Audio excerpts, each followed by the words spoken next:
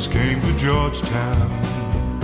They were wearing Harris tweed and pork pie hats.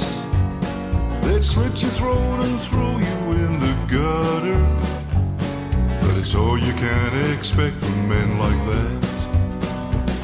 The bus is bound for Niles Bend Harbor.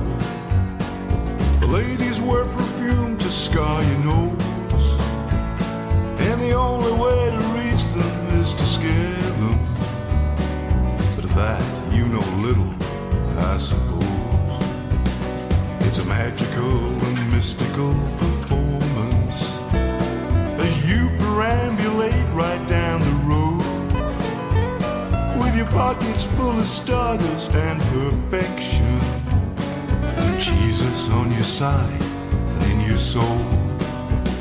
She had rings on every finger and 10 bracelets, some touched with powers given by a sage.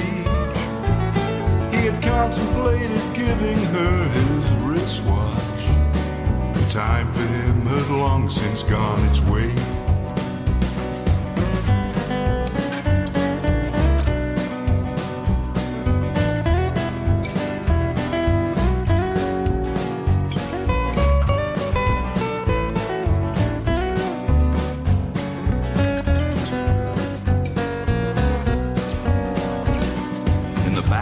Of the city he would shuffle, while spinning on his heels and chewing beef.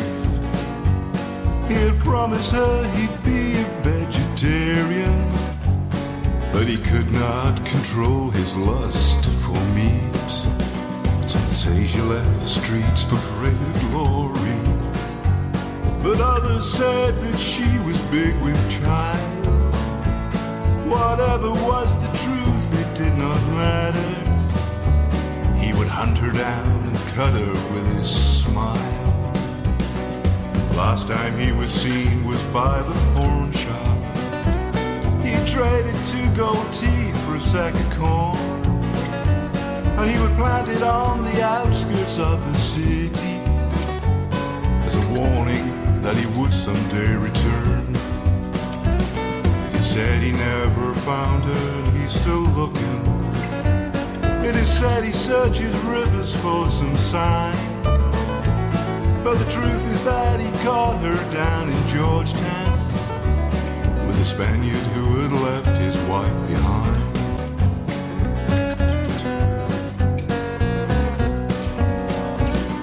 In the back streets of the city he would shuffle, while spinning on his heels and chewing beef. He had promised her he'd be a vegetarian, but he could not control his lust for meat. Since Asia left the streets for greater glory, but others said that she was big with child. Whatever was the truth, it did not matter. He would hunt her down and cut her with his smile. Last time he was seen was by the pawn shop. He traded 2 gold teeth for a sack of corn, and he would plant it on the outskirts of the city as a warning that he would someday return. He said he never found her and he's still looking. It is said he searches rivers for some sign, but the truth is that he caught her down in Georgetown with a Spaniard who had left his wife behind.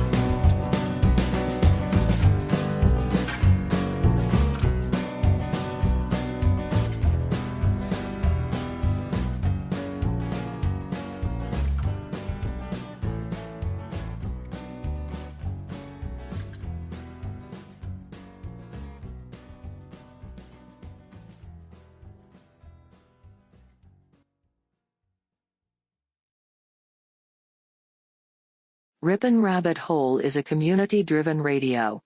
At times the community comments may reveal prejudices and other beliefs that we or our sponsors do not condone. Views or opinions expressed by the community, callers, or guests are those of the individual speaking and do not represent the views or opinions of this site. Ripon Common Sense content is intended for mature audiences only. Enjoy. Don't you wish that your weekend was longer than just 2 days? Well, if so, then you're in luck, because here on Ripon Common Sense Radio, our weekend begins on Wednesday. Yes, you heard that right. Our weekend kicks off every Wednesday at 7 p.m. Pacific, 10/9 Central, with Dark Wolf's Den, starring yours truly, Jerry the Dark Wolf. But that's where the fun has only just begun. Make sure you come back every Thursday through Sunday at 7 p.m. Pacific, 10/9 Central, for the Ripon Rabbit Hole Live Show, starring AJ the Ripon Rabbit. He dives into the archives of vocal legend Art Bell and brings those stories up to date. So make sure that you spend your extended weekends with the animals of radio, Jerry the Dark Wolf and AJ the Ripon Rabbit, starting at 7 p.m. Pacific, 10/9 Central, every Wednesday through Sunday, right here on Ripon Common Sense Radio. Hi, I'm Jerry Hicks, host of Dark Wolf's Den, right here on Ripon Common Sense Radio. And I want to talk to you today about an organization that means a lot to me and that I am proud to be a part of. We are called IMEC Incorporated, which stands for the International Mandela Effect Conference. We are a 501c3 organization run by a team of artists, authors, and visionaries who are extremely passionate about both the Mandela Effect phenomenon as well as the community surrounding it. IMEC is united in a mission to inspire, empower, and unify all curious observers. Through evidence presented by scientists, researchers, authors, and spiritual leaders around the world, we aim to educate the community on this incredible reality-changing event known as the Mandela Effect.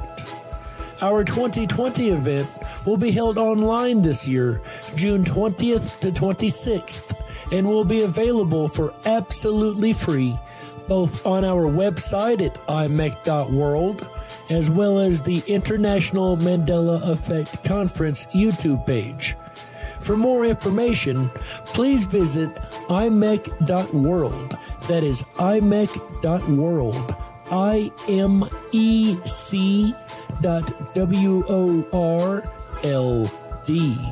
Together we go, together we grow.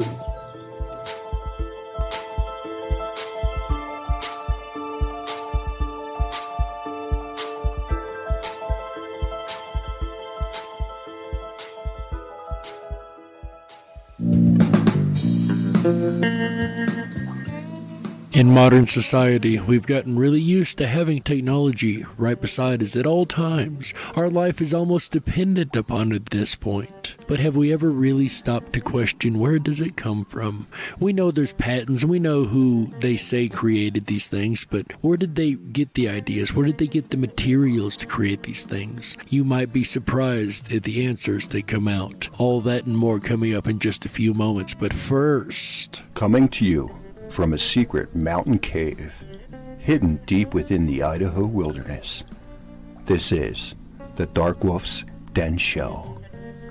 Now, here is your host, Jerry Hicks. That's right, I am Jerry Hicks, also known as the Dark Wolf, and this is Dark Wolf's Den. We appreciate every last one of you tuning in this Wednesday, June 3rd, 2020. Whether you're on the edge of reality, the edge of the galaxy, or the edge of your seat, we appreciate you having chose us to be right there with you. Oh, yeah. All right, guys, tonight, I can't help but wonder sometimes how we take what we take for granted so much. like modern technology. Is that not incredibly amazing? Even having the ability to talk to you every week because of the wonders of technology, right? Because of the wonders of radio and the wonders of the internet and the wonders of everything in between. The ability to reach out to you every week with a brand new episode and talk to you about things that really are important to both the paranormal communities and myself. It's incredible, right?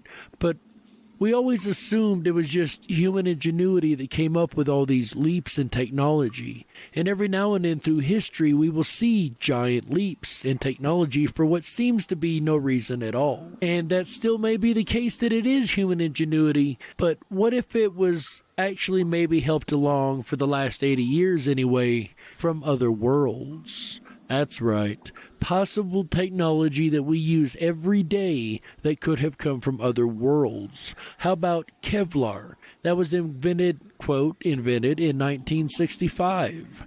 The integrated circuit, that was invented, or the early concept of anyway, in 1949. Or the laser.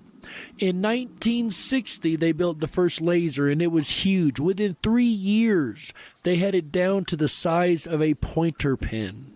Now that is pretty incredibly large leap in technology there. Or the optical fiber. The first working fiber optic data transmission system was 1965. But to be fair, this had been conceptualized in the 20s and 30s, but they did not actually make it work until 1965. So why is this important? Well, this is actually extremely important because they all happened after the year 1947. And 1947 in the ufology community is a very milestone landmark year. Specifically July 1947.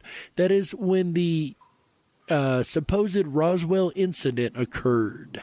And if I may take you real quickly through the incident, it is a dark, stormy night upon the deserts of New Mexico.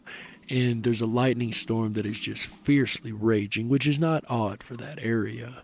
And the farmer has been watching his ranch when he hears something come falling out of the sky and crash landing on his ranch. The next day, after the storm, he went to check out what had happened and found material that was very clearly not of anything we had created. Material that you could metal, if that is, that you could crinkle up within your own hand. And when you let your hand release, this material would flatten back out to its original shape. Now that is pretty darned incredible. Of course, this got put in the newspaper, and the Army claimed that they had found a flying saucer. And then the very next day, the Army come back and said, "You are all mistaken. This is a weather balloon and nothing more." And they carted off all evidence of anything happening and made all kind of cover stories. And then they started making cover stories over cover stories. And it really became a great big problem. And people never did forget about Roswell. As a matter of fact, it is one of the most well-known alien quote-unquote encounters or alien crashes, otherworldly crashes upon this planet. So, assuming that did happen, and there's a lot of research to beg to agree that it did happen, assuming it did, what happened to the technology? Do you think they just stored it away in a hangar and covered it with a tarp and said, let's not worry about that, forget it, it's nothing? You and I both know that's not the way any government or military works. Military being the operative word here, because they're going to try to back engineer and reverse engineer everything that they can in order to help themselves and their country. Well, what if I told you that's exactly what has happened for the last 80 years? And I'm not the only person to claim this, and I'm not just claiming it, I'm claiming it with proof that I will show you momentarily. The way this all began, the proof that I'm about to show you, the way I ran upon it anyway, is by being a paranormal researcher from a very young age. You see, the age of 12, I was already into paranormal research. And then about the age of 16 or 17, no, I had to be 18, 17 or 18, I received a book from my parents who had got it at a yard sale. A book called The Day After Roswell. And this was an incredibly intriguing book. It was written by a guy named William Burns, and Colonel Philip J. Corso. Philip J. Corso was a very, very important man and will be the main topic for the first part of this show. He released the book in 1997. I got my copy about 98, so I had to be about 18. It chronicled the life of the colonel, and as we're about to hear, some of the most amazing work that anyone on this planet has been asked to ever do. But before we get to that point, we must lay a little bit of groundwork. See, you can't just come out with claims from anybody. You have to have a little bit of a background about them to really understand what is going on. And what I am about to go over is very important because of all his military activity being well documented, as you will see, with the distinction that he had. This is the last guy that you would expect to put his career on the line or say anything about UFOs. See, after joining the Army in 1942, he served in Army intelligence in Europe, becoming the chief of U.S. counterintelligence in Rome. He was actually in Rome in 47 when the incident occurred. During the Korean War, 1950 to 53, Corso performed intelligent duties under General Douglas MacArthur, as I'm sure many of you have heard the name of, and chief of the Special Projects Branch of the Intelligence Division, Far East Command. One of his primary duties was to keep track of the enemy prisoners of war camps in North Korea. In 1945, Corso arranged for the safe passage of 10,000 Jewish World War II refugees out of Rome to the British Mandate of Palestine. He was the personal emissary to Giovanni Battista Montini at the Vatican, later Pope Paul VI, during the period when the Nazi rat lines were most active. Corso was on the staff of President Eisenhower's National Security Council, working directly within the White House for 4 years. In 1961, he became the chief of the Pentagon's Foreign Technology Desk in Army Research and Development, and this was working on another hero of our story, Lieutenant General Arthur Trudeau. You see, when this all began and he started working for Trudeau made him promise not to say a word, but also told him the moment he was released of his oath was the moment the general died. The general passed away in 1994, and Colonel Corso got his book out by 1997. And he did this in order to give the young people, the next generation, the information that he had, the information that we're about to go over very shortly. But you see, this is where the story takes a really strange twist. So far, I've told you about a man with some very distinguished honors. A man that is far away from the UFO topic as you can get. However, across his military career, especially being in intelligence, he actually had run across many, many UFO reports and reports of strange activities, and had proven himself trustworthy to General Trudeau. A moment ago, I told you about the Roswell incident that occurred, and what we're about to hear now is Philip J. Corso, in his own words, in what he experienced dealing with the aftermath of the Roswell incident, at least the first time he encountered the aftermath of the incident. He would go on to encounter it many, many more times, and we'll discuss here shortly, but this was the first, I believe, as I know of, encounter he had with a Roswell artifact. Take a listen.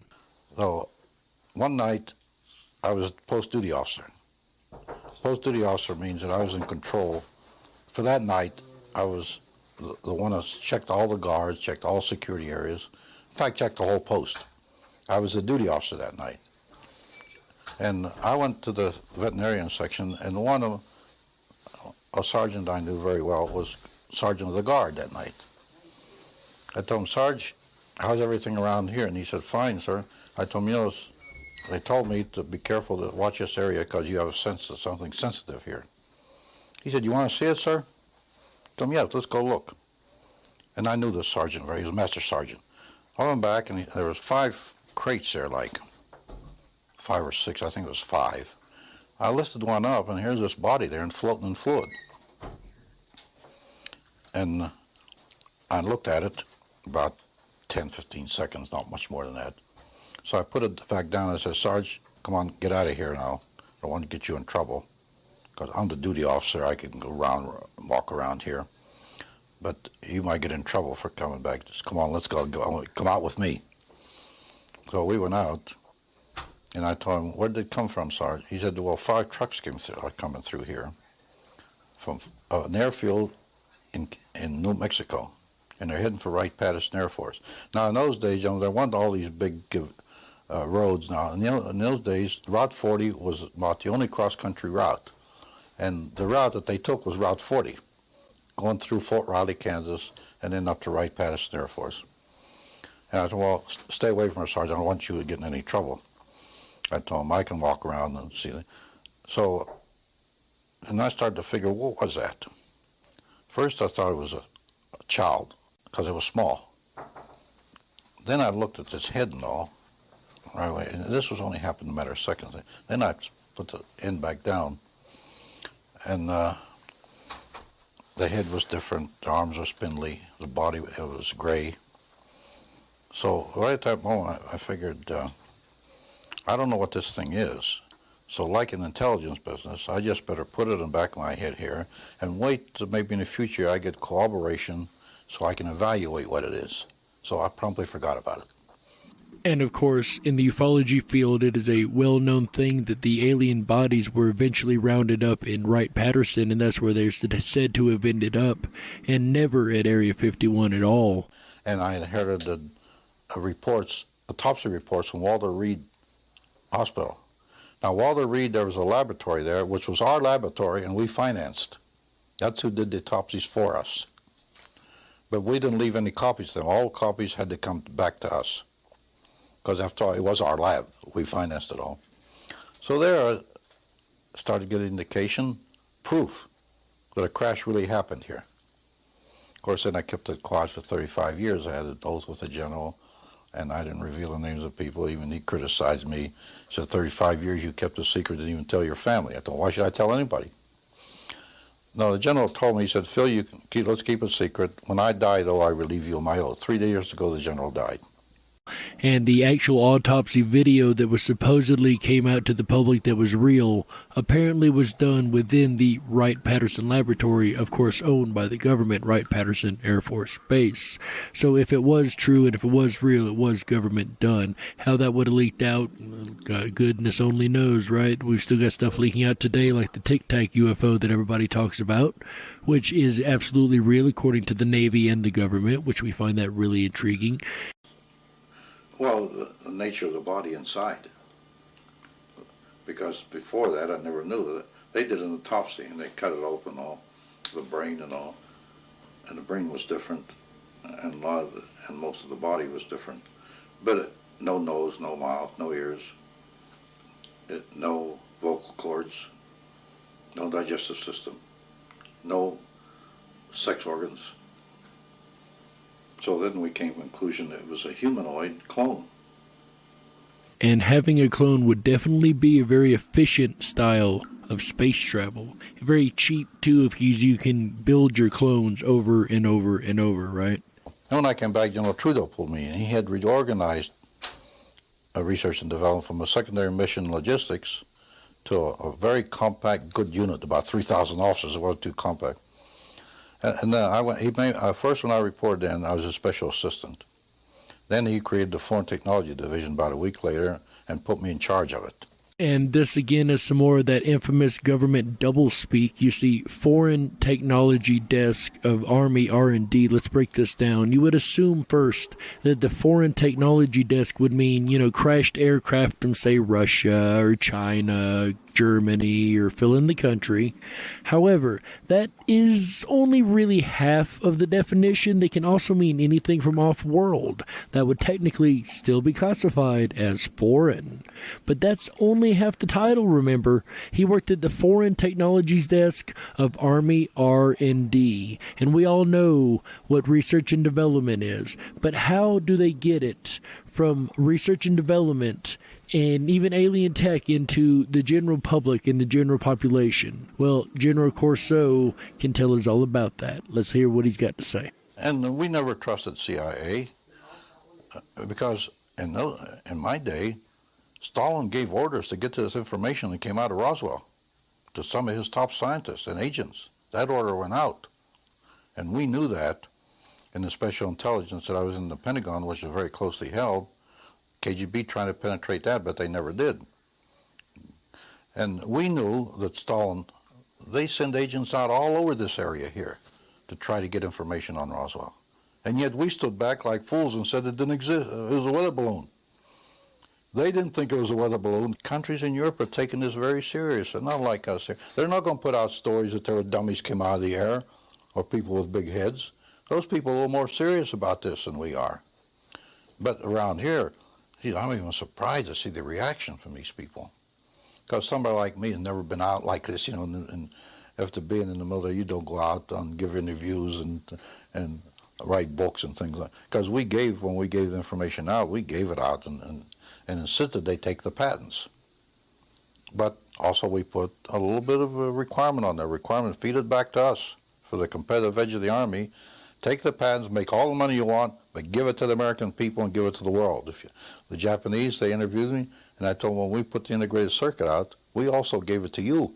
Discretion better part of valor. We just kept it to ourselves. Only some certain people knew about it, head to head, brain to brain, no paper trail. And we were able to accomplish something. Now, discussions with the German scientists, we had discussions. General Trudeau told me one day, it took us 5 years to fully develop a transistor that somebody else started, and the integrated circuit. If we didn't have the help, like Olbert says, that we've been helped, and Smith said, the boys upstairs, it would have taken us 250 years. So let's go ahead and tie this all back together, ladies and gentlemen. So 1947, July, it's a dark and stormy night, and an object crashes on the ground of New Mexico.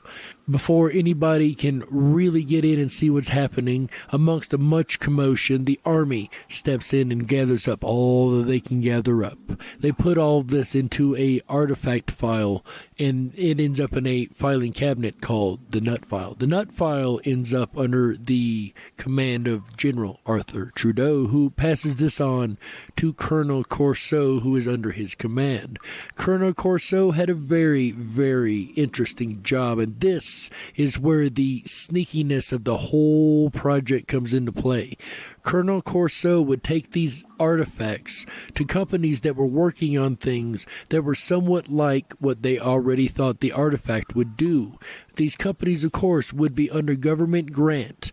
The deal that was made with them was they would reverse engineer the product. Once they figured out what the product did, they would give it back to the Army and military first. After that, they were free to take the patent themselves and make as much money as they would like, which is really sneaky when you think about it, because if you look on Wikipedia today, it says such and such created this, or this person created that, but when we really look and see who really created it, what was the original origin? They got the patent, but how did they come across the actual information? Of course, we're not privy to most of this information.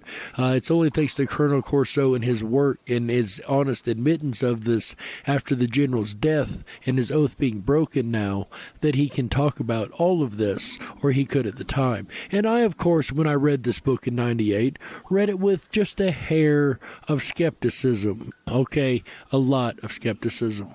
One piece of hardware, though, that mentioned in the book by Colonel Corso was a headband that they could not figure out exactly how to reverse engineer. It was claimed to be found on one of the bodies around the crashed vehicle. This body was said to be wearing the headband, and they assumed that it was for the pilot to pilot the ship through thoughts and brain waves. But again, they could never exactly figure out how to reverse engineer it. And I know a lot of this sounds extremely hard to believe, but I can tell you in our lifetime, we have seen one of these pieces of tech come out. Introducing the Star Wars Force Trainer. In 2009, this toy hit the market, followed by a second version and even one called a Mind Flex. Here's a description of the, quote, game, if I may. The Force Trainer is a device that reads brain activity like an EEG and allows the user to control a floating ball by concentrating, end quote.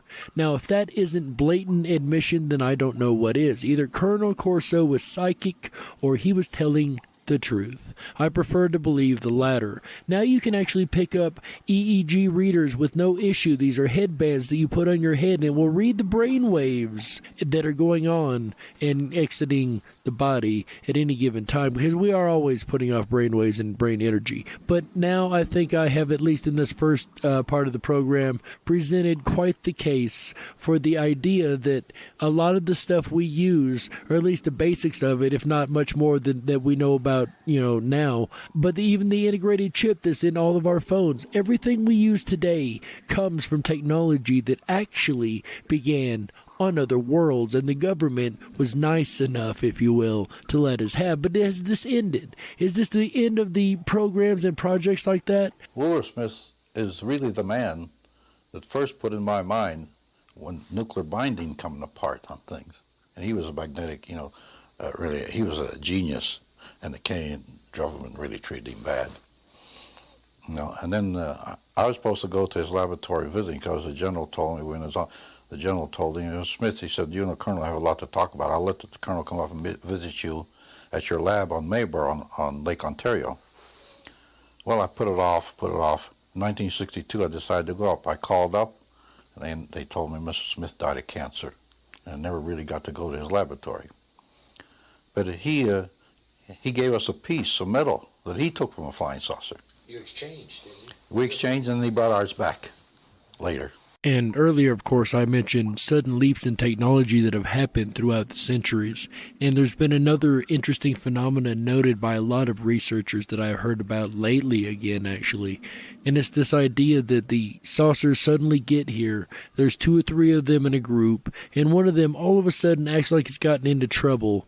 It'll falter and wobble and wibble, and then all of a sudden, this piece of metal will come flying at the bottom of it, and it'll be okay, and the other 2 will come, and they'll all take off together. It's almost like they're seeding or dropping technology accidentally on purpose on the planet for us to slowly figure out and reverse engineer and figure out how to do things with it. Like the different metals like the Colonel spoke about, there's also ideas and thoughts that the TTSA, To the Stars Academy, as well as Robert Bigelow, have gotten their hands on some metals that were far out, if you will, or not from this planet. And it only makes you wonder in aerospace what kind of breakthroughs we're about to make. And I have went on record a couple times before, but I'm going to go on public record right now. And I said this last year, so I'm going to go with 4 years this time.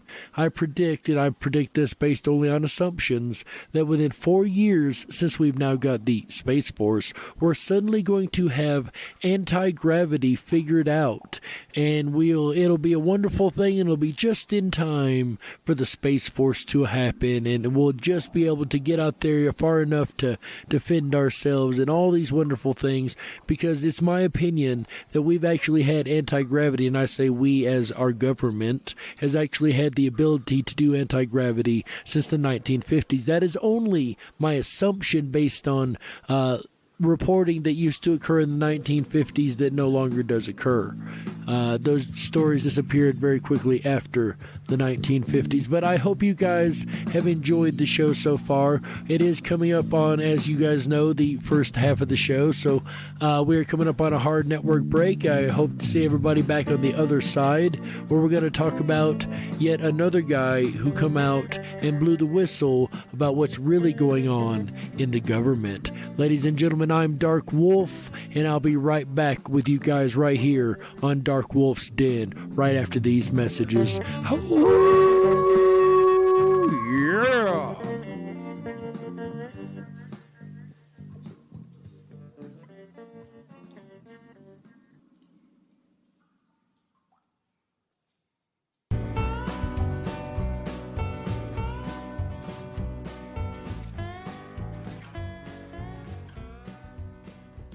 Hi guys, it's AJ, the Ripon Rabbit. If you've enjoyed the program so far, please make sure that you thumb up that video and hit that subscribe bell with notifications.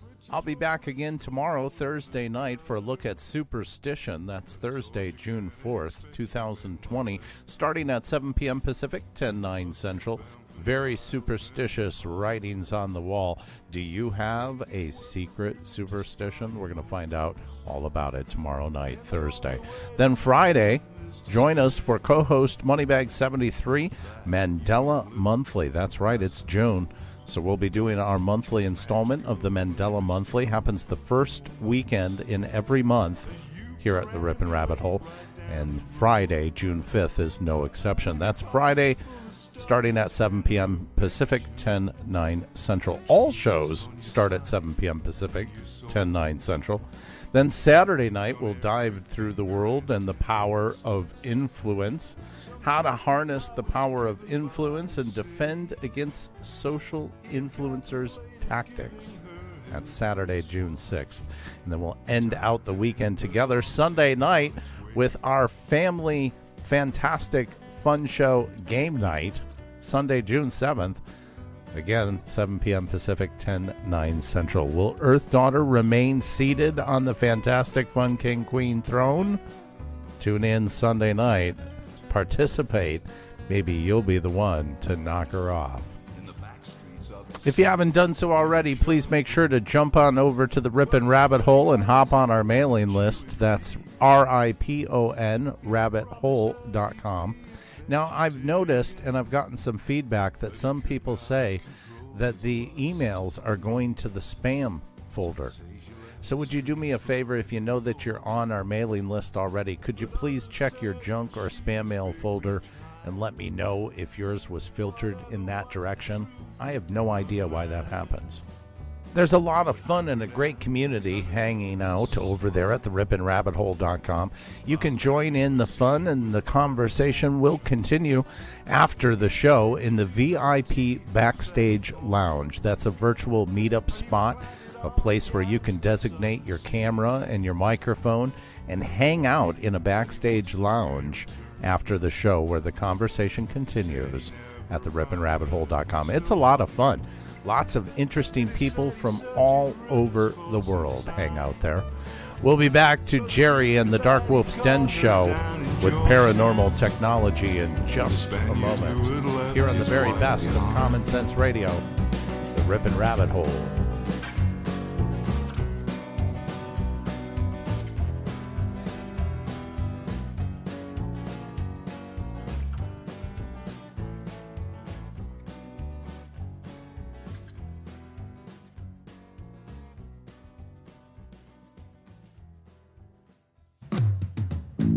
Are you a YouTube creator that's tired of fighting over copyright issues for using the wrong music in your videos? Or perhaps a songwriter looking for something new? I know when I started Dark Wolf's Den, I needed some original music. And for me, the answer was a no-brainer. I immediately called Tom Bayless of Red Shed Studios. Tom has been in the music industry for over 20 years and has a true passion for the art. So if you need a custom soundtrack for your next project, make sure you contact Tom Bayless at Red Shed Studios at 920-344-7634. That's 920-344-7634. Red Shed Studios.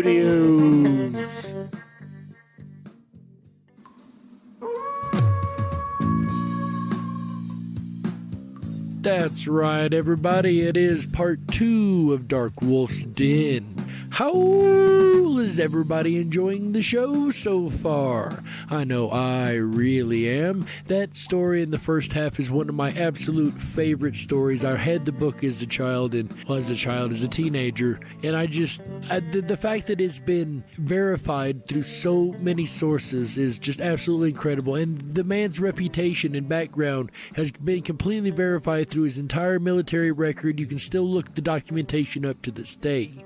But what happens when you're a person that the government wants to make disappear, wants to discredit and pretend that they do not exist anymore? A person that would work at a top secret military base that they don't even want to admit exists. Dennis, this person right here would have a very dangerous path ahead of them.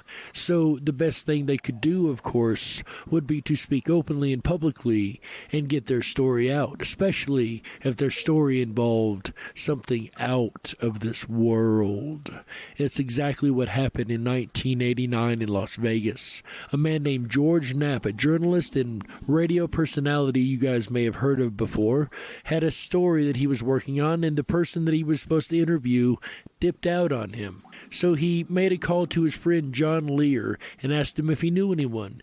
John Lear happened to know a guy that worked at a top-secret military facility and had no problem giving George this information.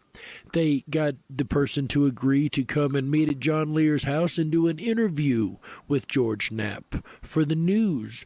Under the conditions, it would be anonymous and the identity would be hidden under the name Dennis.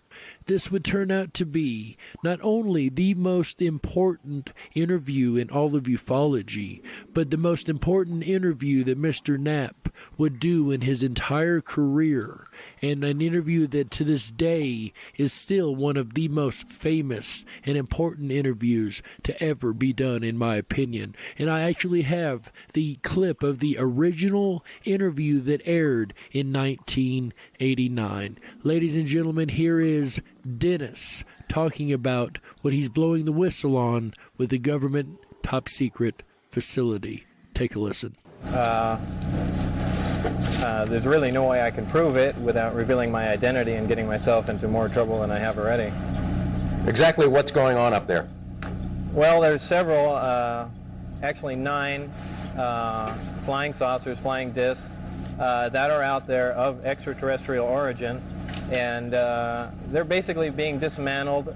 Some are, well, in various stages of completion, built from other parts, and they're being test flown and basically just analyzed. In 1989, for someone to come out, say they worked for the government and that they're testing flying saucers was almost unheard of, and that's what made it so incredible and such an intriguing and amazing story. This is the story that was heard around the world. They even played parts of it in Japan. It was absolutely amazing. All around the world, people heard that the government was working on UFOs, but that would only be the very beginning. Mr. Dennis would go on to do some more interviews with Mr. Knapp, but to understand why he went public, you have to have just a little bit more backstory. You see, in March, he had went to Tickaboo Peak, just over Area 51, on a Wednesday night, and taken John Lear and a couple other of his friends in a mobile home, and he had told them this is when they test the UFOs, and lo and behold, there they were on that Wednesday night. So the next Wednesday, they went back to try again, and lo and behold, they caught video evidence this time of UFOs over Area 51. The third time, they decided to go out and just party it up. They got a little bit too comfortable, and that's when they got caught. They got caught by the guys at Area 51, detained, and then was talked to and arrested by the police of Lincoln County. And this is where things got a little dicey for Mr. Dennis, so he decided he would go public with his story, basically as an insurance policy. But then he would later on come out with his real name. Despite numerous inquiries and feelers, Dennis has remained anonymous until now. His real name is Robert Lazar, a young scientist with eclectic interests. The choice of Dennis was an inside joke. He says that's the name of his superior at Groom Lake. It wasn't a joke to Dennis. He called right after and he said, "Do you have any idea what we're going to do to you now?" And I said, "Well, no." And he hung up the phone.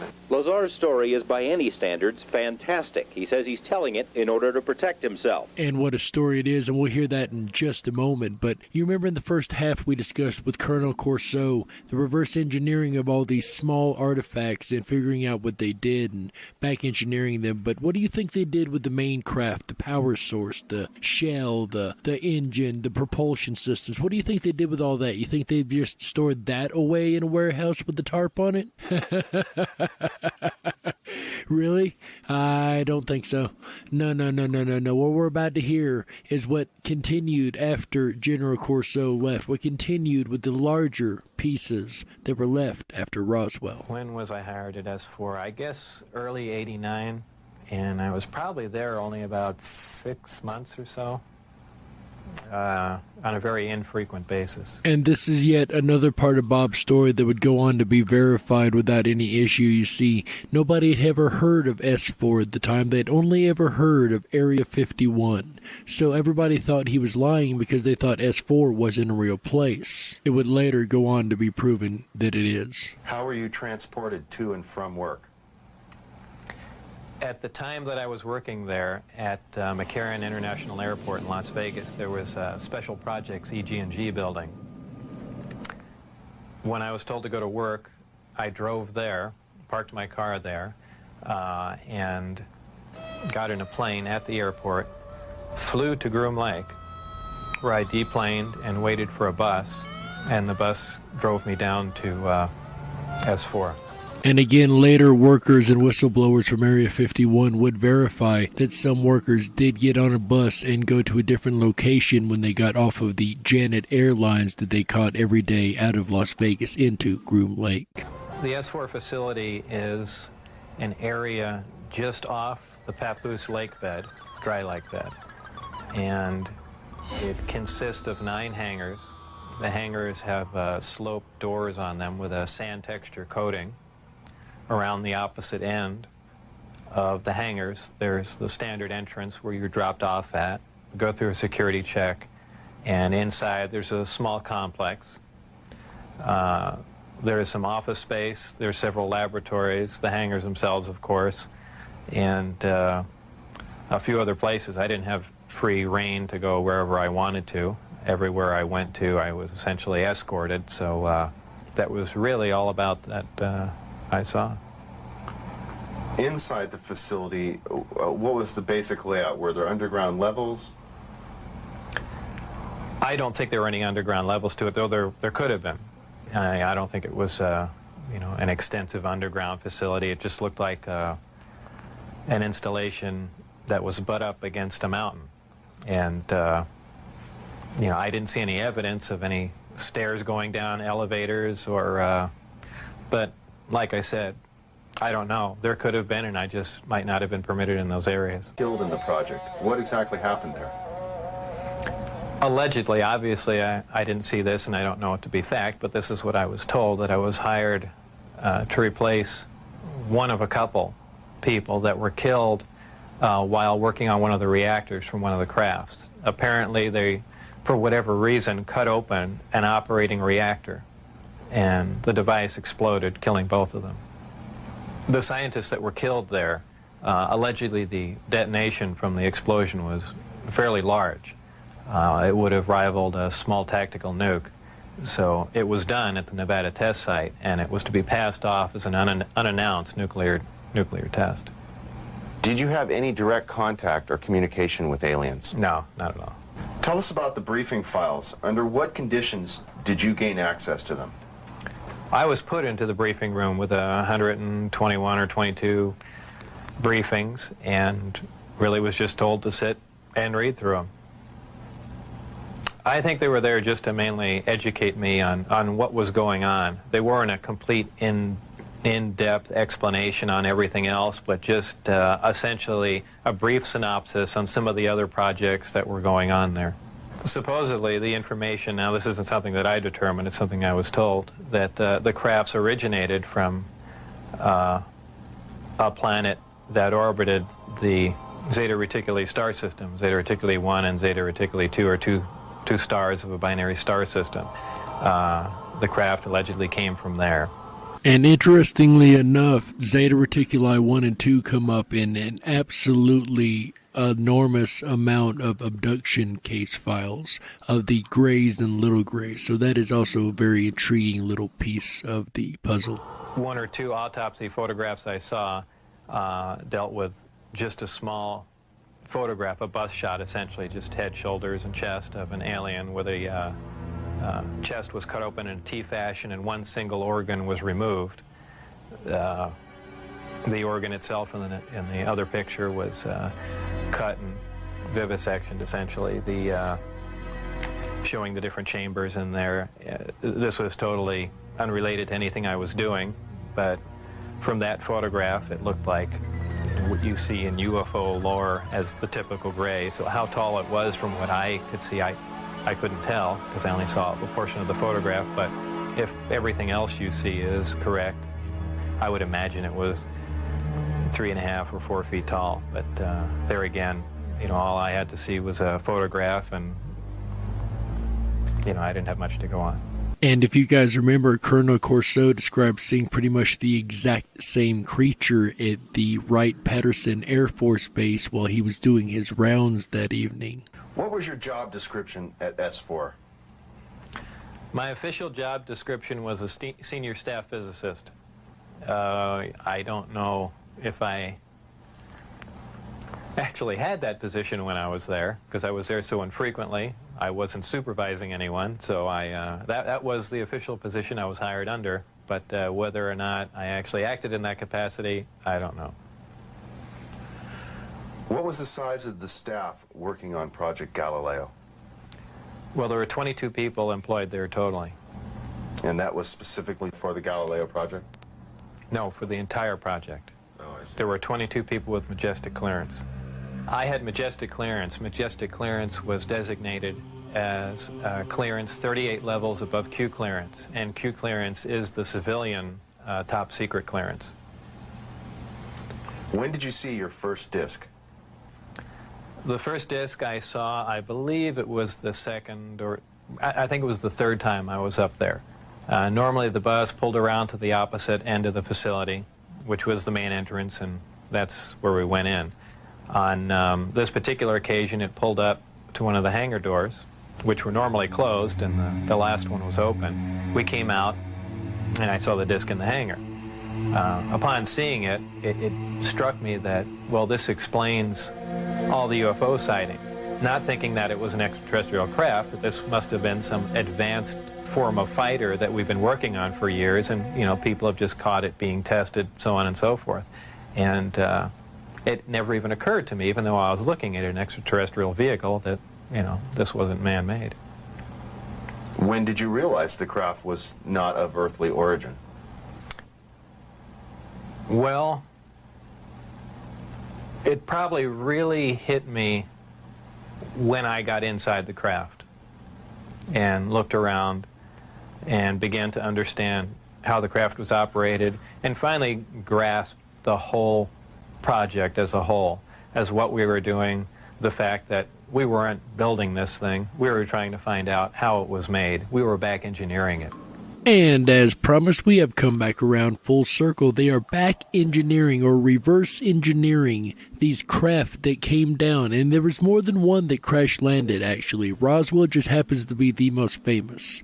But they were reverse engineering these craft to try to figure out how they work so that they could build their own. And I believe that they may have actually accomplished that, but that's a whole nother story for a whole nother time.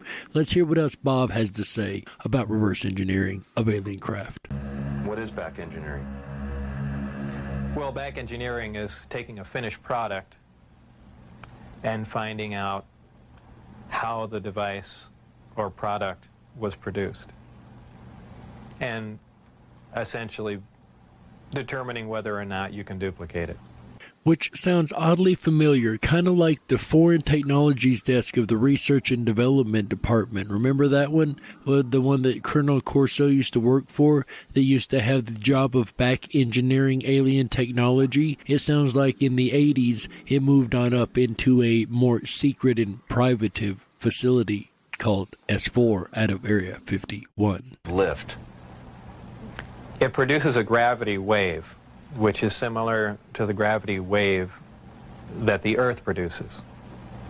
However, the craft phase shifts the wave. In other words, it turns the wave not really in an opposite polarity, but something to that effect, where it will work against the natural gravity wave of the Earth, and it produces lift in that effect. Is there any internal protection for the crew? Does the craft generate a gravitational field inside the craft itself? Well, the craft generates its own gravitational field. Being inside that field, essentially doesn't shield you, but essentially you're in, and this is a terrible way to say it, almost in a different realm, because you're now influenced only by that gravitational field. For instance, people wonder how a craft like this can make a turn at such high speed, a 90-degree turn, when they would imagine people slamming up against the wall or something to that effect. Well, that really wouldn't happen. Inertia would have no effect. You're in a distortion. And don't forget that gravity distorts time and space, so really nothing is going to influence you while you're in there. Describe the gravity amplifiers for us and some of their different operating configurations. There are 3 amplifiers. The craft can operate on a single one, can lift off the ground. The way in which it's propelled are 2 different ways. There's what they call Omicron configuration, where the craft is using one generator, or Delta configuration, where it's utilizing all 3. Delta configuration would be for space travel. Essentially, the craft will tilt up on its side, as opposed to a science fiction movie where you see a flying saucer moving around. The craft will tilt up on its side, focus the 3 gravity generators to a single point, and move through space that way. Moving around the source of gravity is a problem to a disk because it's interference, essentially. So what they do is they work with that interference to their benefit. They'll use one gravity generator to lift the craft off the ground. And as opposed to what we're used to, for instance, a plane, once it's in the air, we envision thrust or some force coming out the back of it to push it forward. The crafts work completely opposite of that. What they do is once they're hovering in the air, they'll swing the 2 remaining gravity generators up in front of them and create a distortion, essentially a downhill, and the craft rolls downhill for infinity. It's always chasing a little distortion. That's why they look goofy when they fly around at low speed, because they're essentially, and any time you run over, the gravity field around the Earth is not completely constant and stable, depending on the minerals and density of the Earth underneath it. The gravity will vary somewhat, and you will get odd movements of the craft. So its low-speed mode is kind of unstable for the most part. And I'm going to interject here with just a couple points real quick. Number one, the way he described that engine running and the way it works is a lot of like the idea that we're looking at now as a way to warp space around an object and kind of fall into it. That way you could actually move very much faster than the speed of light, exactly like he was describing. Also, what he's talking about, the gravity being in a different formation across all of the land and all of the earth, that is also absolutely 100% correct.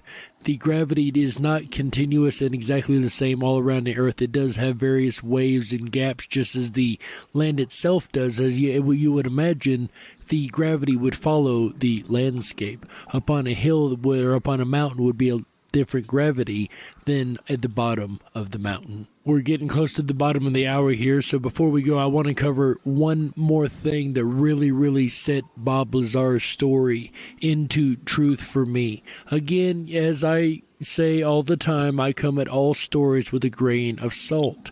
And when I first heard this one, as most of the UFO community did, we at first came at it with a grain of salt, especially when there was an issue with getting his records from schools that he said to have attended. The problem is they literally made this man disappear and got rid of his entire record, but how did he know what was going on at Area 51 if he wasn't truly out there working with them and for them? Also, why would they hire somebody with absolutely no college education whatsoever? That doesn't make sense either. So yes, I truly believe his story, and I truly believe the government covered up everything to do with him in order to discredit him. But he claimed that there was a special way that these craft worked, a special element by which these could produce energy. And when he made this claim, remember, this is 1989. What is element 115? Is it found here on Earth, or is it strictly an extraterrestrial material? 115 is strictly an extraterrestrial material. It probably occurs naturally in some other places, maybe other star systems. Some people not familiar with science or chemistry say, well, that's ridiculous. All the elements occur on Earth, but that's not true. There are elements on the periodic chart that aren't found on Earth. I believe the Heavy Ion Research Lab in Darmstadt, Germany, has reached element 112 recently. So 115 isn't that far away. And when they synthesize it, it's not like they're making a couple ounces of it. They're talking about 1 or 2 atoms of it. To make any usable quantity of a heavy element like that is virtually impossible. Element 115 is in the top of the reactor, and the base of the reactor apparently is a small, something similar to a cyclotron. It's a particle accelerator. Which is another interesting point that he should hit on, because one thing that I left out of part 1 is another piece of technology that Colonel Corso said was come from the nut file, and that was particle accelerators. So Bob Lazar independently, before this book was ever written, before Corso ever came out, has independently verified what has been said. A particle is accelerated to high speed and then deflected up a small tube, and it's aimed at the 115. This transmutes the 115, similar to the way we do that in a normal particle accelerator. This causes a reaction, a radiation emission that we really haven't seen before. It produces antimatter. This antimatter is guided down a tuned tube and reacts with a gas. When matter and antimatter react, they convert to 100% energy. This energy is converted, heat energy, is converted to electrical power in the reactor itself. This is done through a thermoelectric converter. And this electrical power is used to power other subsystems on the craft, though there is no wiring, as we would know it. Also, that's almost a byproduct of the reactor. The reactor also sets up a gravitational wave from the 115 being bombarded. This gravitational wave was present at the top of the reactor and is essentially guided in the same way microwaves are guided, through tuned tubes. And this goes to their amplifying cavities and through the projectors that are in the bottom of the craft. With the gravity generators running, is there thermal radiation danger to the crew? There is no thermal radiation while the reactor is running. The thermionic generator is 100% efficient, which is in violation of the first law of thermodynamics. But in fact, it works. Element 115 is stable. And for those familiar with chemistry, we know that elements with higher atomic numbers have shorter and shorter half-lives.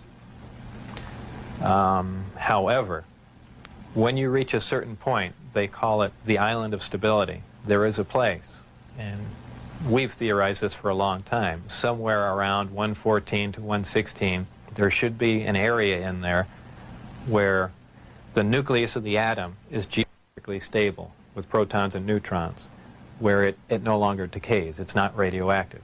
115 is, in fact, this element. In fact, it does occur again somewhere around element 247. Of course, we're nowhere near synthesizing that. We can only, predict things like that. But that's where 115 is. Did the aliens, give us element 115 in large quantities? Whether or not it was given to us, I can't answer that question. However, I was told that we have 500 pounds by one of my co-workers.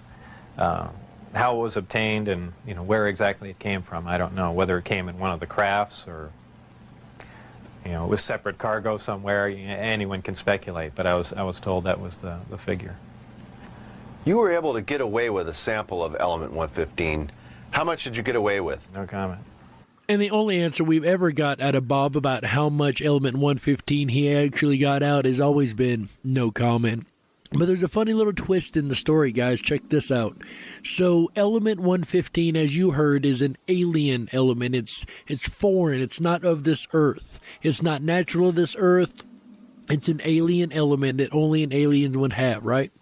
Well, in 2015, there was a new addition to the periodic table of elements. They added nihonium, element 113, Tennessean, element 117, organesson, element 118, and moscovium, also known as unpentium, element 115. That's right, ladies and gentlemen, on your periodic chart right now, element 115, the element that the government discredited and said was absolutely fake, even though they came after Bob and raided his house multiple times and everything else to try to find it. The one that they swore was just conspiracy theory nut job garbage, ladies and gentlemen, is added to the periodic table of elements, and it actually has a listing on Wikipedia as an unknown element, because as far as what side of the chart it goes on, they're not sure exactly how to classify it. So yeah, it's very, very strange there. But the moscovium, element 115, that was for years just, conspiracy theory, like I said a moment ago, is all of a sudden accepted science. And this is, once again, I cannot pound this in enough. My first episode, I brought up how science is wrong more often than it's right, and claims to be right all the time. And in every show, I've shown you that science has either had to backtrack things it said, or has to admit things that it doesn't like to admit. And that trend will only carry on. So, thank you guys for listening tonight. I very much appreciate it. We are getting toward the end of the program. Final thoughts tonight, ladies and gentlemen. The next time that you use the laser pointer to play with your cat, or the next time that you turn your computer on, or even the next time you pick up your phone, understand that you're holding in your hand technology that actually began on an alien planet, and all we did was reverse engineer to make it our own. And that is tonight's final thoughts. Now for something incredibly exciting coming up, guys. Check this out. We have a couple announcements. Number one, June 17th, we will be on the Kingdom of Nye radio show with Heather Wade, and we are very excited about that. Cannot wait to get over there and have a chat with her on the radio and talk some paranormal talk. We're going to discuss theories and paranormal and just have a really great old time over there. And I hope all of you are able to get over there and join us. If you haven't already, please go check her out. Also, June 20th to the 26th, if you haven't heard already, we have the International Mandela Effect Conference. We cannot wait to have everybody there. It will be live, free, online at imec.world, imec.world, as well as the International Mandela Effect YouTube page. Speaking of pages, guys, the best page in the world is the ripinrabbithole.com. That's right, over there we have all kinds of neat, fun stuff. We've got the record button down at the bottom, guys. You want to send us an on-air shout out, please hit that record button. We would love to hear from you. Send us a shout out. We will play it on the air. All you got to do is go to the bottom of the page, hit the red record button. You can record 30 seconds of audio that it will automatically ship right back here to us in the studio, and we'll get it on the air for you. Also, ladies and gentlemen, if you like the show and you want to be a part of the rabbits over there in the groups and the rabbit holes, come on and delve down with us, ladies and gentlemen, into the Dark Wolf's Den Show rabbit hole on the ripinrabbithole.com. That's right. That is our groups section, actually. We have the Dark Wolf's Den Show group, and we also have the Dark Wolf's Den Show Topics Suggestions group. So if you've got things you would like to hear us talk about, or topics you think we'd be interested in, please go ahead and go over there and drop us a line. We would absolutely love to hear from you. That's right.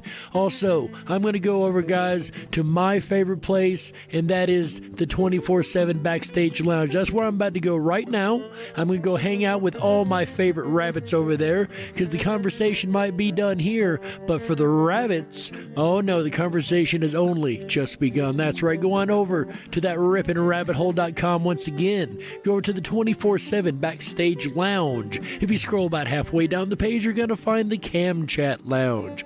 Go ahead and click the Enter Now button there if you'd like, and there you're going to find the where we like to hang out, guys. It will say that you need to click on the camera camera and microphone okay, and that's quite okay, because the moment you get in, you can turn them both off, and you can sit and text chat all you would like. We would love to just have you there and hear what you've got to say and hear your opinion, because everybody's opinion is important. The den might be closing, but don't you worry, guys. The weekend fun has only just begun. Come on back Thursday through Sunday, 7 p.m. Pacific, 10/9 Central, for the Ripon Rabbit Hole live show. That's right, our buddy AJ the Ripon Rabbit takes to the airwaves Thursday through Sunday of every week, and he discusses all kinds of amazing and fun, incredibly enjoyable topics. He likes to go to the Art Bell archives and bring up those topics that Mr. Art Bell himself used to love to talk about, and bring those up to date.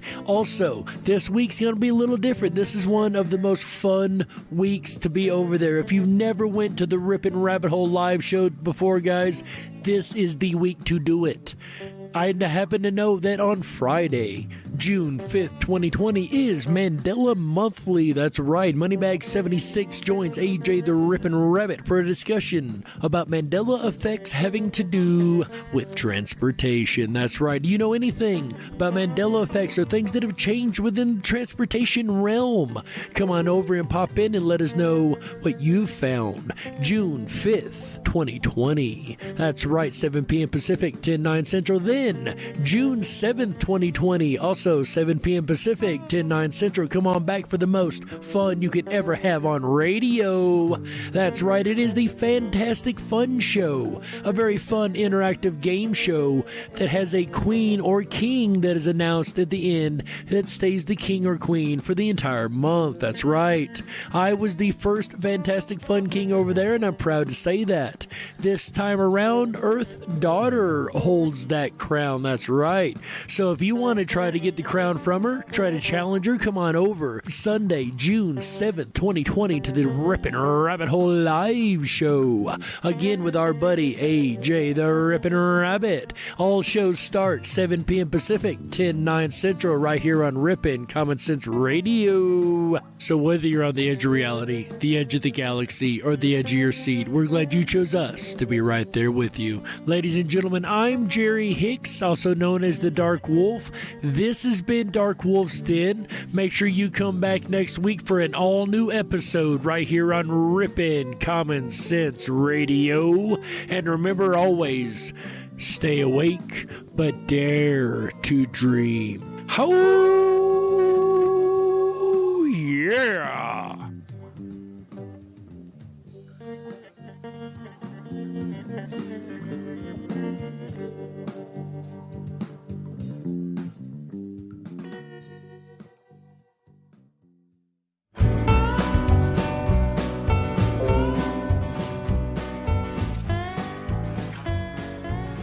Hi guys, it's AJ the Ripon Rabbit. If you enjoyed the Dark Wolf's Den show tonight, please make sure to thumb up that video, hit that subscribe button, and ring that bell with notifications.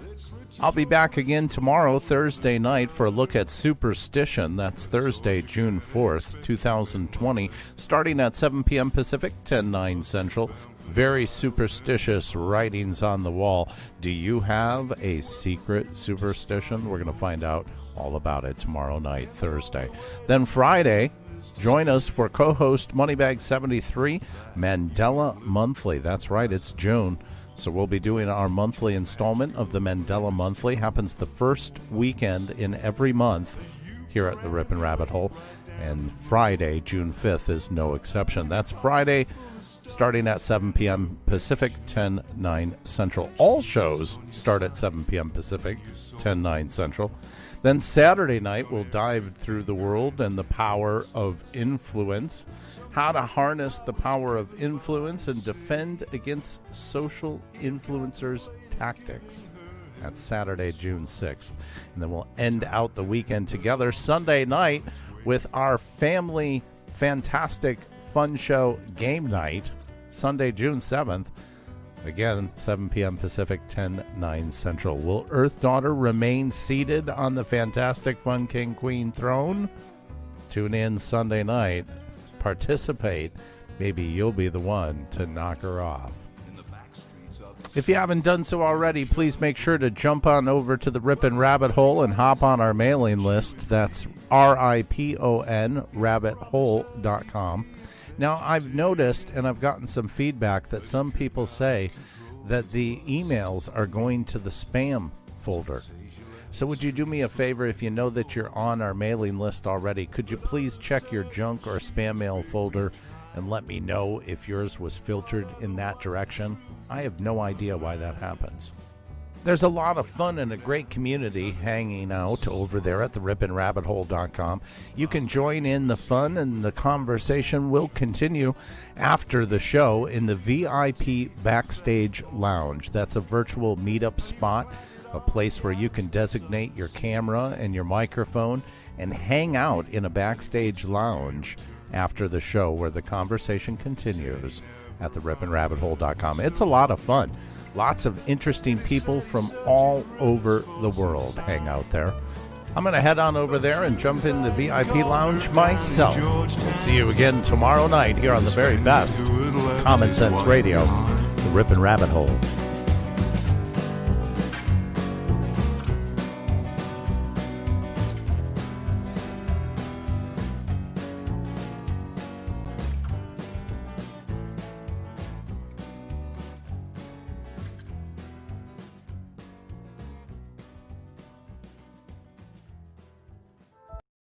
Activated, okay, because you're working on a limited time frame here.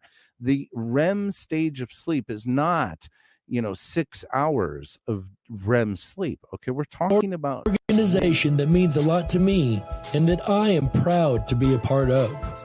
We are called IMEC Incorporated, which stands for the International Mandela Effect Conference. We are a 501c3 organization run by a team of artists, authors, and visionaries who are extremely passionate about both the Mandela Effect phenomenon as well as the community surrounding it.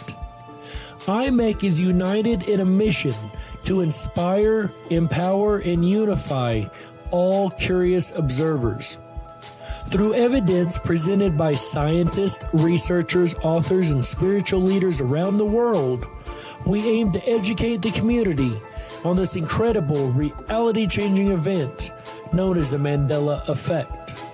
Our 2020 event will be held online this year, June 20th to 26th, and will be available for absolutely free, both on our website at imec.world, as well as the International Mandela Effect Conference YouTube page. For more information, please visit imec.world. That is imec.world. IMEC.WORLD.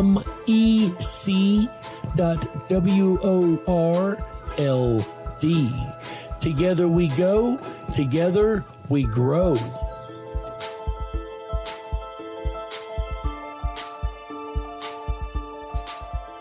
Are you a YouTube creator that's tired of fighting over copyright issues for using the wrong music in your videos? Or perhaps a songwriter looking for something new? I know when I started Dark Wolf's Den, I needed some original music, and for me, the answer was a no-brainer. I immediately called Tom Bayless of Red Shed Studios. Tom has been in the music industry for over 20 years and has a true passion for the art. So if you need a custom soundtrack for your next project, make sure you contact Tom Bayless at Red Shed Studios at 920-344-7634. That's 920-344-7634. Red Shed Studios. Don't you wish that your weekend was longer than just 2 days? Well, if so, then you're in luck, because here on Ripon Common Sense Radio, our weekend begins on Wednesday. Yes, you heard that right. Our weekend kicks off every Wednesday at 7 p.m. Pacific, 10/9 Central, with Dark Wolf's Den, starring yours truly, Jerry the Dark Wolf. But that's where the fun has only just begun. Make sure you come back every Thursday through Sunday at 7 p.m. Pacific, 10/9 Central, for the Ripon Rabbit Hole live show, starring AJ the Ripon Rabbit. He dives into the archives of vocal legend Art Bell and brings those stories up to date. So make sure that you spend your extended weekends with the animals of radio. Jerry the Dark Wolf and AJ the Ripon Rabbit. Starting at 7 p.m. Pacific, 10/9 Central, every Wednesday through Sunday, right here on Ripon Common Sense Radio.